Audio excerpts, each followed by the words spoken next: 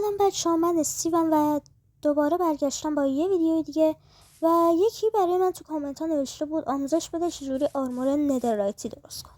خب اومدم بهت بگم که تو برای ساختن آرمور ندرایتی به یه آرمور دایمندی احتیاج داری.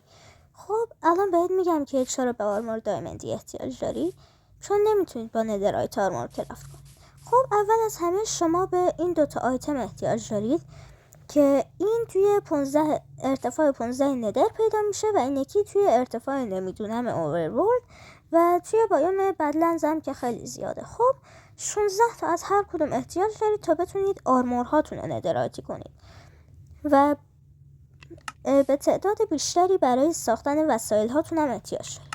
خب اینها رو توی بلس فرنیس یا فرنیستون میپذین که مال ما پخته شد و میاین اینجا داخل کرافتین تیبلتون و ندرایت اسکرپ هاتون رو با گلد هاتون اینجوری توی کرافتین تیبل میچینید و ندرایت بهتون میده. 16 تا 4 تا میشه 4 تا ندرایت و شما برای ندرایتی شدن به این آیتم هم احتیاج دارید که اسمش ندرایت آپگرید هست و میاد توی اسمیتینگ تیبلتون و 4 تا ندرایت آپگرید رو سمت چپ میذارید، ندرایت رو سمت راست و آرمورهاتون رو وسط میذارید و آرمورهای ندرایتتون رو میگیرید.